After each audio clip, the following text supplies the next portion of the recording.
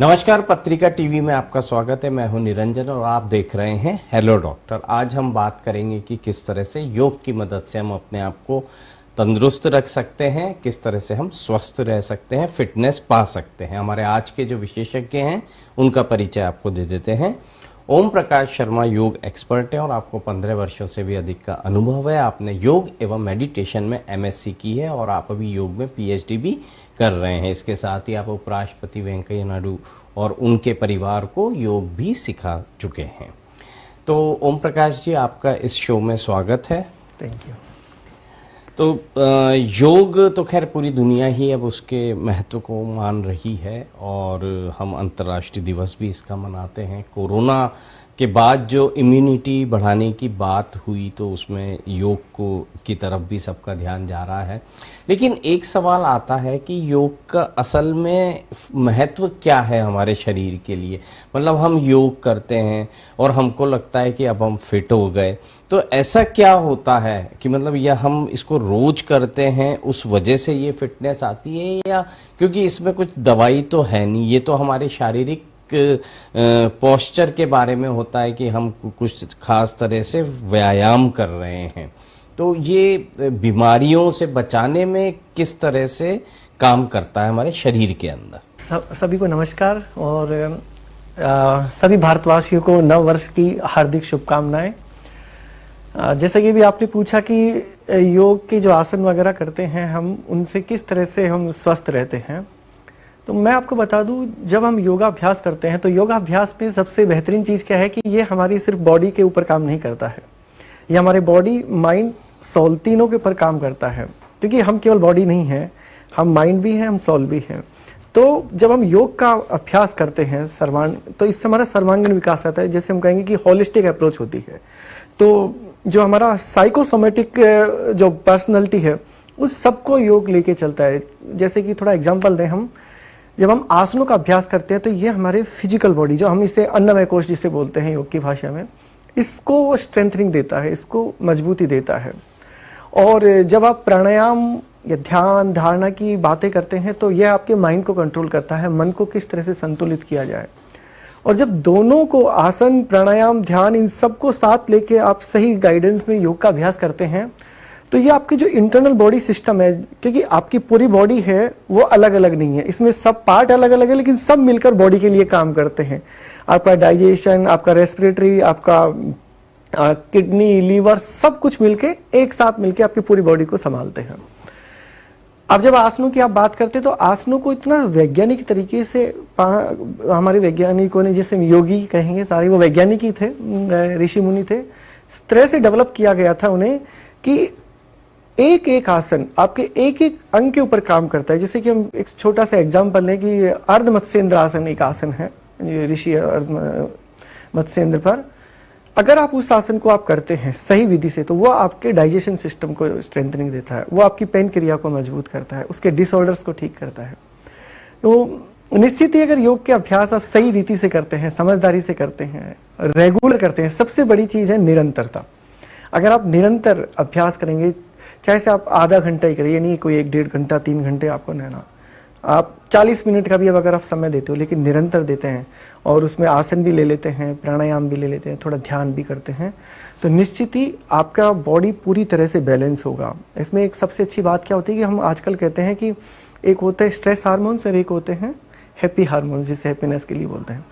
तो इन हार्मोन्स को बैलेंस करने का, जिसे हम होम्योस्टेसिस बोलते हैं अगर मेडिकल टर्म्स में बोलें, तो जो हमारे हार्मोन्स है उनको बैलेंस करता है। हमारा मेटाबॉलिज्म आजकल वेट लॉस पे, वेट गेन पे बड़ा सब कुछ अटके हुए हैं।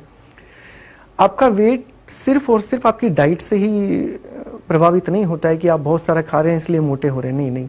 आप अगर बहुत ज़्यादा तनाव में रहेंगे तो आपकी बॉडी में बहुत ज़्यादा ग्लूकोज इंक्रीज होगा, है ना। बॉडी आपका जो आपका लीवर है वो बहुत ज़्यादा उसको निकालेगा, फिर वही जाकर आपकी बॉडी में, जैसे स्ट्रेस तो खत्म हो गया लेकिन ग्लूकोज तो वहीं निकल चुका है, अब वो एक्स्ट्रा जो निकला वो कहाँ जाएगा, वो फिर फैट में कन्वर्ट होगा। ठीक है, तो ये सबसे महत्वपूर्ण चीज हो जाती है कि जब तनावपूर्ण स्थितियों में भी आप सहज रूप से कैसे रहें, यह हमें योग सिखाता है। बिल्कुल। तो कुछ ऐसी चीज़ें हमारे शरीर में जो हमारे खान पान या हमारी आदतें या हमारी जीवन शैली की वजह से शरीर में बन रही हैं जो कि उसके लिए नुकसानदायक हो सकती हैं, और हम यदि योग नियमित रूप से करेंगे तो वो उन्हें उस तरह से शरीर में फैलने नहीं देता है, उससे बचाव करता, और इन सब का मिला जुला जो स्वरूप है वो एक हेल्दी माइंड बॉडी और उसके रूप में हमको मिलता है। अच्छा, महामारी ने हमें अच्छे से बताया है कि स्वस्थ रहने के लिए हेल्दी आहार और नियमित व्यायाम जो है वो तो बहुत ज़रूरी है, और इम्यूनिटी की बात जो है वो बहुत चली है। हम तमाम प्रयास भी कर रहे हैं लोग कि अपने इम्यूनिटी को बढ़ाएं। तो योग जो है वो इम्यूनिटी बढ़ाता है, तो वो जब हम करना शुरू करते हैं तो क्या पहले दिन से ही इम्यूनिटी आपकी ठीक हो जाती है या कुछ समय लगता है, और हमको पता कैसे चलेगा कि योग से हमारी इम्यूनिटी अच्छी हो रही है?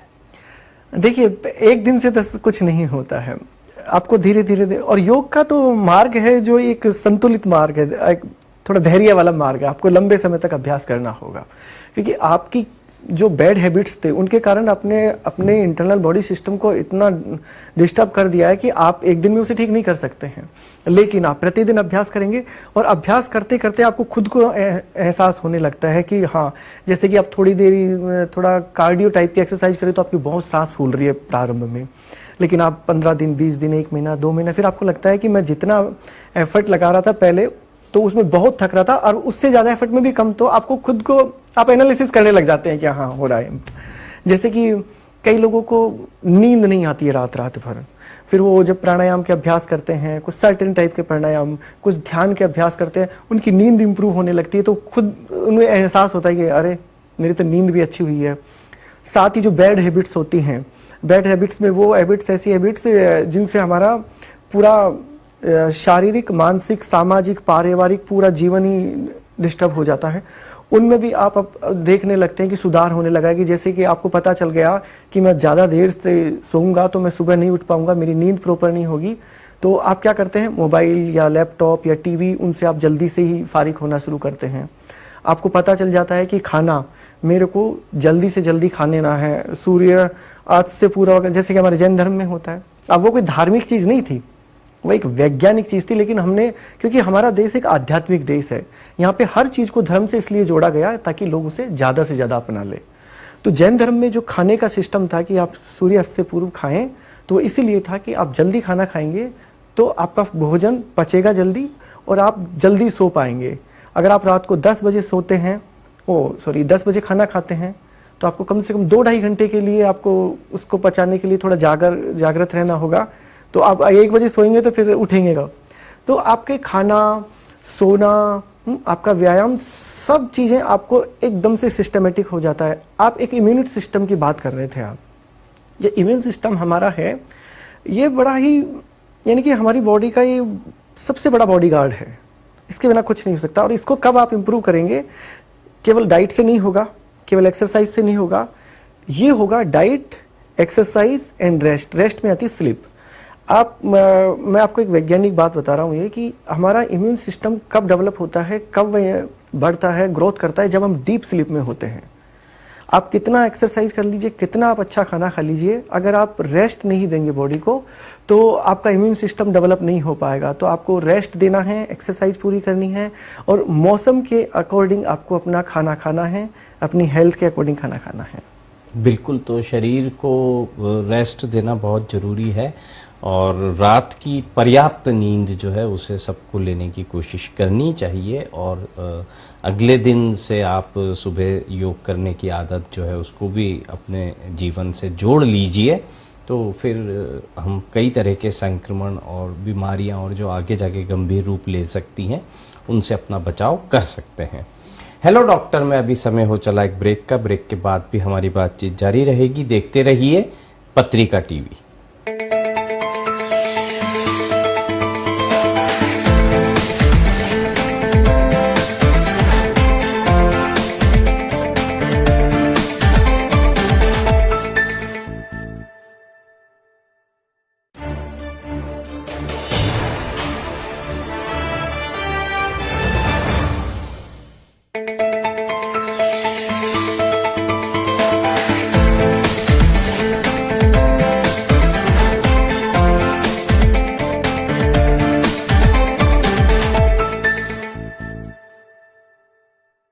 ब्रेक के बाद आपका एक बार फिर स्वागत है। हम बात कर रहे हैं योग की मदद से अपने आप को कैसे तंदुरुस्त और फिट हम रख सकते हैं। हमारे साथ मौजूद हैं ओम प्रकाश शर्मा जी, आप योग विशेषज्ञ हैं। अच्छा, अभी मौसम भी बदल रहा और साल भर मौसम बदलता ही रहता है, तो जब मौसम का बदलाव होता है तो हमें अपने खान पान में किस तरह का ध्यान रखना चाहिए और उस समय योग को हम कैसे अपने जीवन से जोड़ सकते हैं। अभी जैसे कि शीत ऋतु है, तो इस टाइम का जो मौसम होता है ये खाने के लिए और एक्सरसाइज के लिए सबसे बेहतरीन मौसम माना जाता है। और सबसे अच्छी बात यह है कि इस टाइम पे बहुत सारी सब्जियां, वेजिटेबल्स होती हैं जो हमारी हेल्थ के लिए बहुत अच्छा है। जैसे कि हम राजस्थान प्रदेश के लोग हैं, यहाँ पे कुछ ऐसे आहार होते हैं कि अगर उनका आप सेवन करेंगे तो आप पूरे साल भर पूरी तरह से आप फिजिकली बहुत स्ट्रांग रहेंगे। जैसे कि कुछ छोटे छोटे एग्जाम्पल हम लेते हैं, जैसे कि बाजरा हमारे यहाँ होता है। आप बाजरे की राबड़ी खाएंगे या उसकी रोटियां खाएंगे बाजरे की, या फिर उसकी खिचड़ी बनाकर खाएंगे, तो बाजरे में आपको कैल्शियम, आयरन सब कुछ मिलता है। तो वो आपकी बॉडी की जो मसल्स है उनको भी स्ट्रेंथ देता है, साथ ही आपके जॉइंट्स को मजबूत करता है, हड्डियों को मजबूत करता है। दूसरी चीज़, अभी कच्ची हल्दी आती है इन दिनों में। अगर आप कच्ची हल्दी का सेवन करते हैं तो ये हमारे इम्यून सिस्टम के लिए सबसे अच्छी चीज़ है।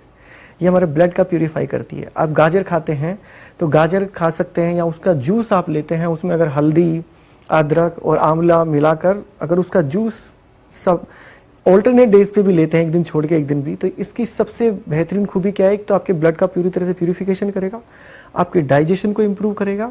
जैसे कि कई लोगों को अल्सर की प्रॉब्लम हो जाती है या उनके पेट में बहुत जलन रहती है, उनके लिए बहुत बढ़िया ये जूस बनता है। साथ ही शकरकंदी बहुत साधारण आहार है, लेकिन ये सुपर फूड में माना जाता है अगर आप इसको प्रतिदिन खाते हैं तो। आप लेकिन जिनको कफ वगैरह बहुत रहता है वो थोड़ा ध्यान दें। मूली हो गई, ये आप खाइए। और जो शकरकंदी की बात कर दूं हम, तो शकरकंदी एक ऐसा आहार है जो आपको यूथनेस देता है, आपको युवा बना के रखता है, आपका इम्यून सिस्टम को बहुत स्ट्रॉन्ग रखता है। लेकिन क्या है कि वो सस्ता मिलता है, लोग उसे खाते नहीं है। आप उसको बॉईल करके खा सकते हैं, कुछ भी फॉर्म में आप उसे ले सकते हैं। साथ ही इन दिनों में जैसे कि बथुआ हो गया, हमारे यहाँ बहुत होता है बथुआ। बथुआ हमारे डाइजेशन के लिए बहुत अच्छा है। आपको कोई भी पेट से संबंधित दिक्कत हो, आप बथुआ अगर इस सीजन में खा लेंगे, आपको पूरे साल भर तक पेट की कोई दिक्कत नहीं। तो आहार बहुत जरूरी होता है ऋतु के अनुसार। और यहाँ अभी शीत ऋतु है। आप जैसे कि हाँ, एक चीज़ और बता दें, जो लोग एक्सरसाइज करते हैं बहुत ज़्यादा, जैसे कि हमारे यहाँ गोंद के लड्डू बनते हैं, आप गोंद के लड्डू इन दोनों में खाइए, जिसमें सफ़ेद मूसली कई चीज़ें आप मिलाकर उसे खाते हैं। तो ये ऐसे आहार है जो हमारे बहुत प्राचीन आहार है, हम नई चर्चा नहीं कर रहे हैं इस पर। अगर आप लोग इनका सेवन करेंगे आप बहुत स्वस्थ रहेंगे। साथ ही आप जब योगासन करें तो उसमें थोड़ा वैज्ञानिक तरीके से आप आसन का अभ्यास करें, फिजिकल लेवल पे इस तरह से करें कि आपका उसमें वेट पर भी आपका काम हो, स्ट्रेचिंग पर भी काम हो और आपका कार्डियो भी उसमें हो। तो योग अभ्यास जब भी आप करें तो इस तरह से करें कि आपका कम से कम 15 से 20 मिनट कार्डियो टाइप का एक्सरसाइज हो जाए, योगा अभ्यास हो जाए, जैसे सूर्य नमस्कार हो गया, रैपिड एक्सरसाइजेस हो। आप वेट के ऊपर काम करें, यानी कि मसल्स ब्रेक करने वाला एक्सरसाइज करें, क्योंकि जब आपकी मसल्स